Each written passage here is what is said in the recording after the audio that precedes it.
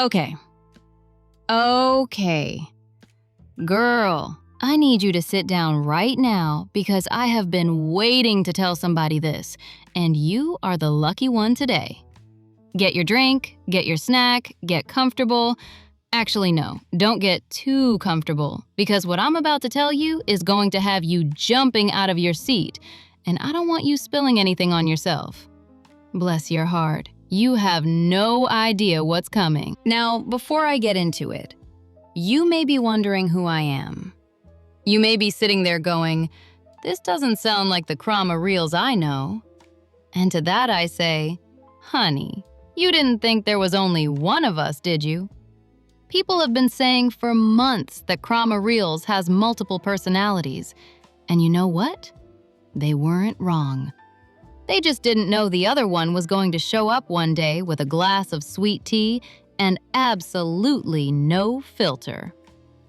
Welcome to Bless Your Heart, the show where we discuss the goings-on of the internet the way God intended, over a fence, with dramatic hand gestures and absolutely zero remorse. Now, I don't use real names on this show because I am a lady, and ladies are classy. We use nicknames, and if you know, you know. And if you don't know, bless your heart, you will. Now, let me paint you a picture. It is a Sunday afternoon. The sun is shining, birds are singing. It is a perfectly lovely day on the internet. And then, two women decide to go live at the same time, on different platforms, talking about each other, without knowing the other one was doing the same thing at the same time. Honey, the Lord works in mysterious ways, but the internet works in absolutely chaotic ones, and I am here for it. Now let me introduce our cast because this story has characters, and they all have names on this show. First, we have the Litigation Queen. The Litigation Queen is exactly what she sounds like, a woman who has been fighting a legal battle for so long that at this point the courthouse probably has her coffee order memorized. She is passionate, she is loyal, she is tired of being lied on, and she decided that a Sunday afternoon on Kick was the perfect time to process her feelings, publicly, in front of thousands of people, as one does. Then we have the filing cabinet. Now, the filing cabinet, honey, the filing cabinet has receipts on everything. Dates, times, timestamps, screenshots, clips, transcripts. If it happened on the internet, she has it, and she will find it, and she will play it back to you at the exact moment you least expect it. She called herself a rusty filing cabinet once, and I think about that every single day because it is the most accurate self-description I have ever heard in my life. She also went live on this same Sunday, also processing her feelings, also publicly, also in front of thousands of people. See the theme forming? Then we have Mrs. Unbothered. Mrs. Unbothered is the Litigation Queen's person, her ride or die, her co-star in this whole production. And she is aptly named because, honey, this woman sat through hours of drama on that Sunday stream, and her energy never once shifted from, yep, doors closed. Who wants sushi? I aspire to be Mrs. Unbothered in every area of my life. I truly do. Now, we also have some supporting players. Colonel Sanders. No, not that Colonel Sanders. This Colonel Sanders is a content creator who has his own following, his own operation, and his own, let's call it a secret recipe of information that people seem very interested in. He sent a super chat to the Litigation Queen at one point, and the Neighborhood Watch, we'll get to the Neighborhood Watch, absolutely lost their minds over it. The Switchboard is Colonel Sanders' operator. She routes information, she connects calls, She knows things. Whether she should know those things is a separate conversation for a separate day. The cleanup crew are Colonel Sanders' people, and they show up ready to work, honey. Whether or not the mess they're cleaning up is actually theirs to clean is, again, a separate conversation. The neighborhood watch. Oh, the neighborhood watch.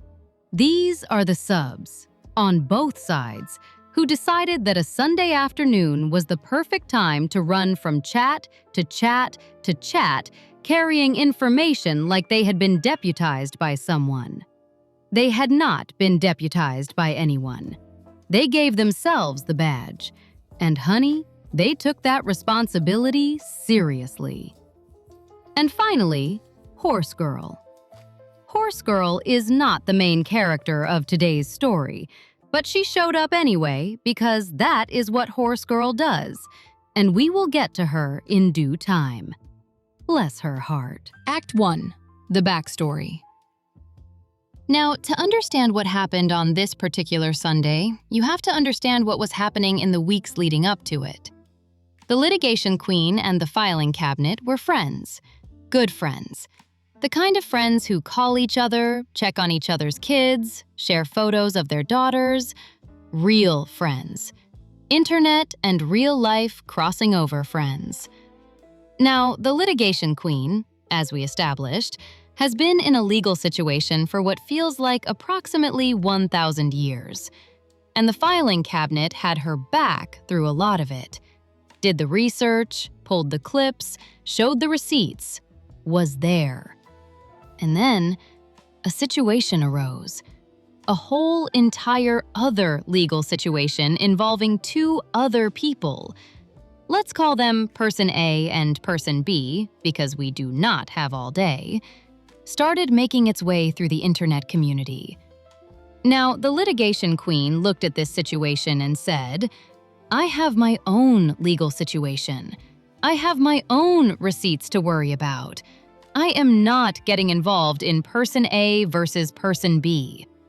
And that was a completely reasonable position to take. The filing cabinet, however, looked at this situation and said, wait a minute. Person B is lying. Person B is lying in court filings. Person B is lying about children. And specifically, Person B is lying about me. And the filing cabinet, being the filing cabinet, opened her drawers, found the receipts, and started doing what she does. Now, here is where it gets complicated, honey, so stay with me. The Litigation Queen's legal situation involves Person A. Person B is now taking Person A to court.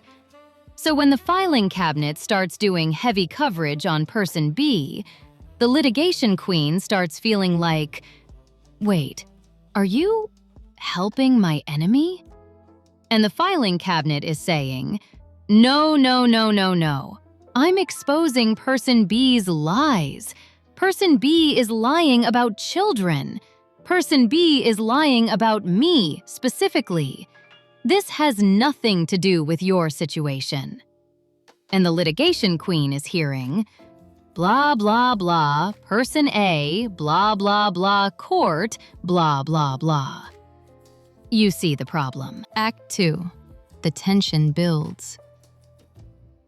Now, during this whole period, the filing cabinet is getting lied on, extensively, publicly.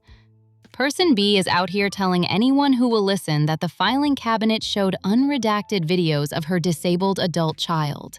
Never happened. Person B is saying the filing cabinet zoomed in on her son's school mascot. Never happened. Person B is implying the filing cabinet might be coordinating with opposing counsel. Never happened. Person B is turning the filing cabinet into the prosecutor in her own court case.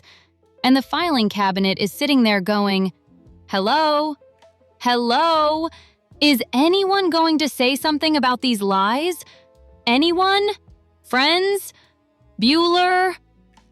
And the silence was, as she put it, deafening. Now, to be fair to the litigation queen, she said she wasn't watching the filing cabinet's coverage. She said she didn't know the full extent of the lies being told.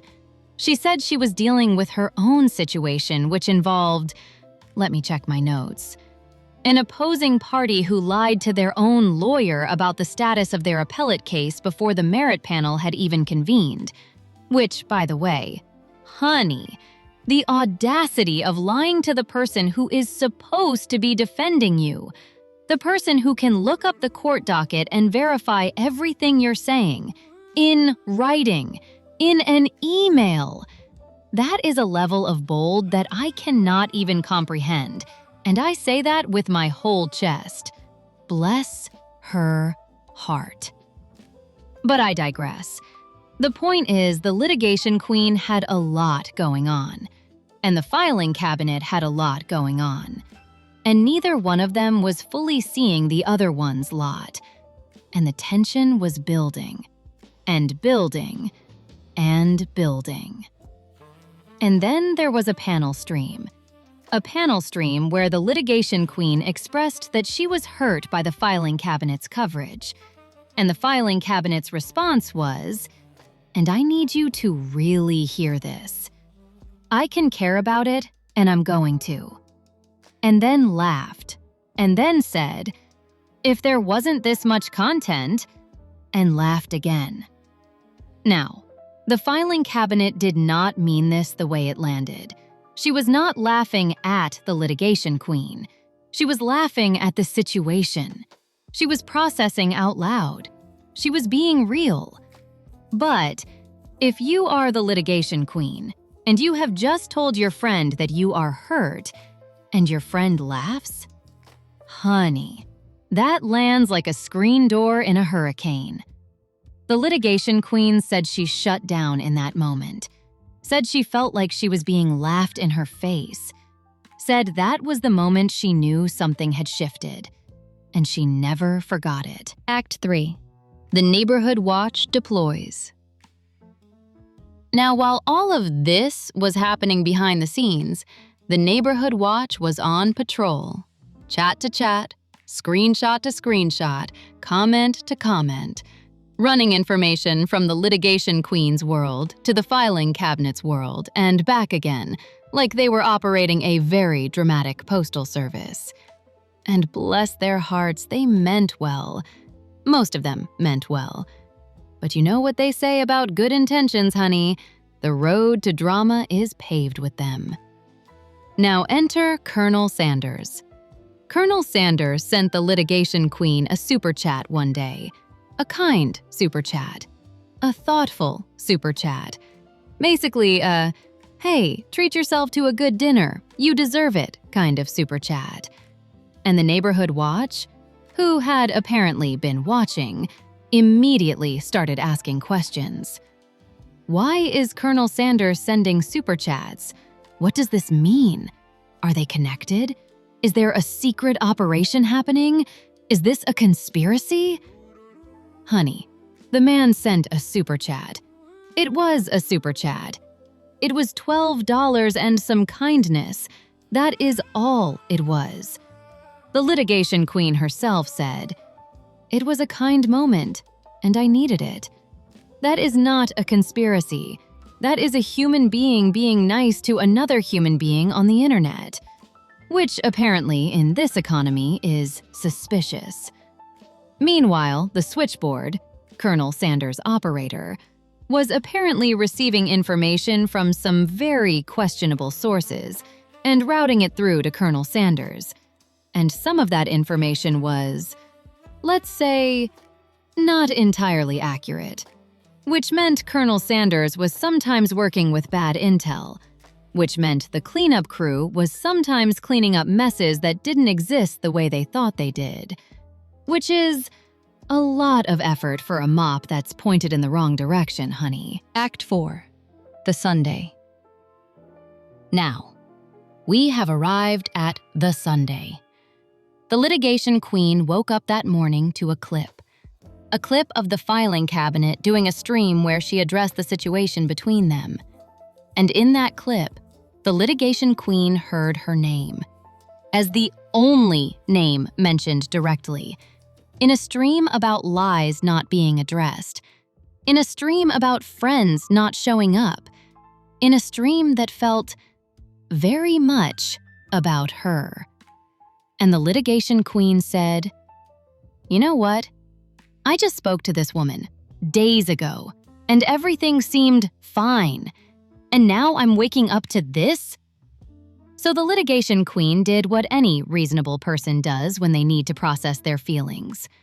She went live on Kick, and she talked, and talked, and talked for approximately 4 hours and 46 minutes. And Mrs. Unbothered joined the panel. And Mrs. Unbothered, God bless her, sat there through all of it with the energy of a woman who has seen some things and has made her peace with the universe. She contributed. She supported. She said her piece.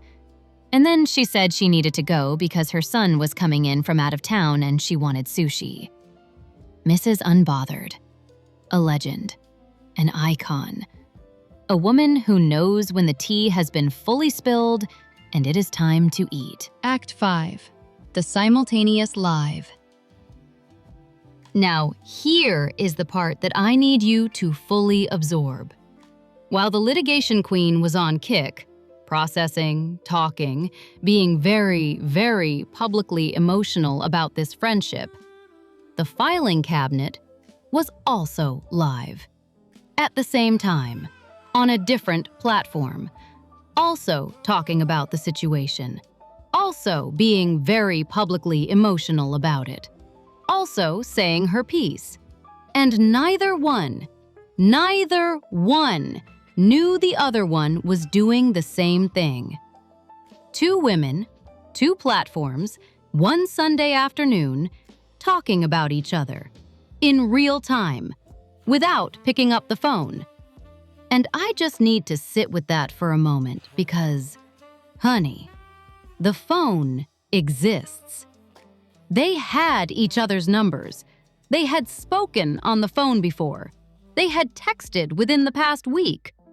And yet, the decision was made by both of them to process this publicly, in front of their combined audiences, at the same time, without coordinating, without knowing. And now, we have content. You're welcome. Act 6. What they actually said. Now let me break down the key points, because there are things said in both streams that deserve some attention. The litigation queen's position. She never told the filing cabinet to stop her coverage. She said she wished she would, but she never said it because she respected the filing cabinet's right to do what she does. She felt the filing cabinet's coverage was helping her enemy by proxy, even if that wasn't the intent. She felt that when she expressed she was hurt, she was laughed at. She felt like the friendship was one-sided in terms of reciprocity, and she felt blindsided waking up to that clip when everything had seemed fine just days before. The filing cabinet's position. She covered person B versus person A the same way she covers everything, because person B was lying, extensively, in court filings, about children, about her specifically. And she felt that the people who should have said something said nothing. She also felt that the litigation queen was engaging with her coverage enough to have opinions about it, while simultaneously claiming she wasn't watching it. And she felt that you cannot criticize what you're not watching, honey. That is not how receipts work. She also, and this is the part that made her furious, played back a clip of person B saying that the filing cabinet's inaction had allowed the litigation queen to be hurt financially and emotionally. Person B put the litigation queen's financial struggles on the filing cabinet's shoulders, and the filing cabinet, who had spent months pulling apart the RICO documentation for free, was absolutely livid. And honestly, valid. That's valid. You do not get to spend months doing someone's dirty work for free and then get blamed for their struggles. That is not how friendship works.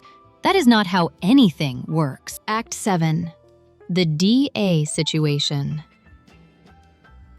Now, I would be remiss if I did not address the thing that apparently started a lot of the tension, which is a comment the filing cabinet made about Mrs. Unbothered going to the DA. Now, Mrs. Unbothered, in her unbothered way, had apparently been taking some legal steps of her own, going to the DA, pursuing accountability, being generally unbothered but legally active. And the filing cabinet was asked about this on a stream and said she didn't fully understand the purpose.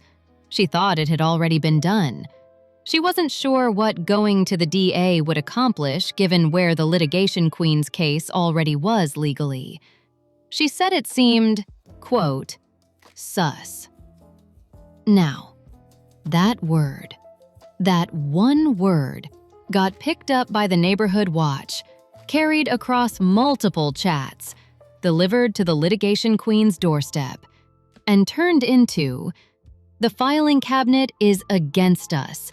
The filing cabinet doesn't support us. The filing cabinet thinks what we're doing is wrong. And the filing cabinet played back the full clip on her stream to show she was answering a question in real time, without full context, thinking it had already happened, not understanding the specific legal connection being made. One word, one little word.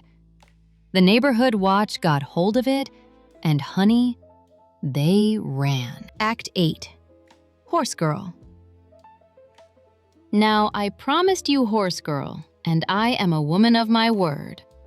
While all of this drama was unfolding between the Litigation Queen and the filing cabinet, Horse Girl decided that a Sunday was a great time to go to someone's mother-in-law's Facebook, find photos of a newborn baby, get the baby's name, and put both of those things behind a paid Discord wall.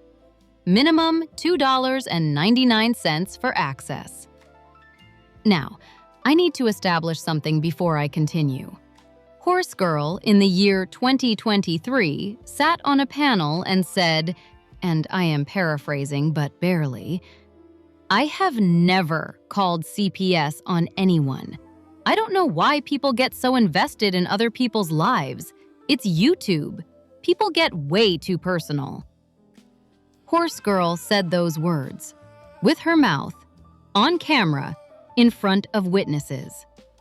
Horse Girl was later outed as having purchased a burner phone, a premeditated burner phone, to call CPS on another creator, because that creator criticized her, on YouTube.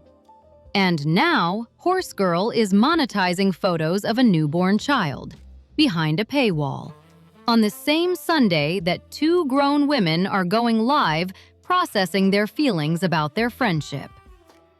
Horse Girl said, and again I am barely paraphrasing, I'm not going to show the pictures publicly, but if you're a member and you're in my Discord, it's in there. Honey, the filing cabinet caught this, called it out, played the 2023 clip right next to it, and said, with absolute accuracy, this is a person who said she would never get this invested in someone else's real life. Now charging $2.99 for a baby's name and photos. Bless your heart, Horse Girl. Bless it thoroughly. Act 9. Where it ended. Now, by the end of that Sunday, the Litigation Queen had been live for nearly 5 hours. The filing cabinet had been live for several hours herself, and somewhere in the middle of all of it, word came through the chat, via the Neighborhood Watch naturally, that the filing cabinet had gone live and declared, the door is closed. No more conversations. Access revoked.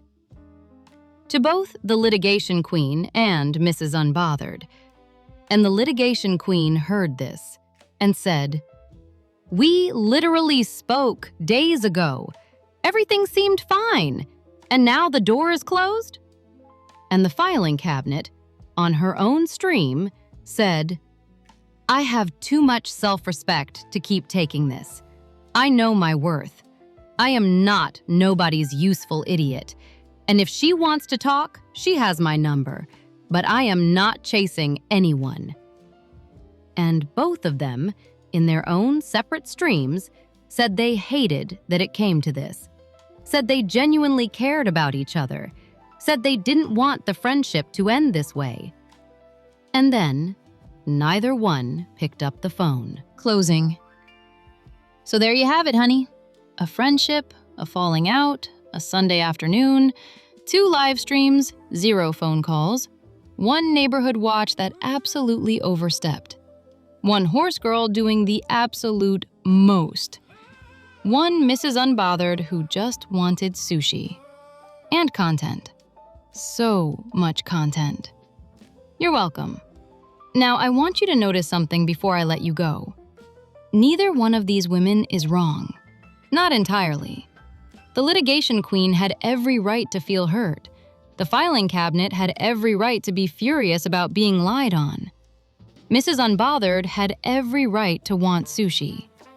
What nobody had a right to do was assume that going live was a substitute for going to voicemail. Because, honey, I have seen a lot of things on this internet, and I can tell you with certainty, no live stream has ever fixed what a phone call could have handled in 20 minutes. But if they had made that phone call, we wouldn't be here, and I wouldn't have content, and you wouldn't have entertainment. So, in a way, we should all be sending thank you notes. This has been Bless Your Heart. I'm the other one. And I'll see you next time, honey. Bless your heart. Bless all of your hearts. Every single one.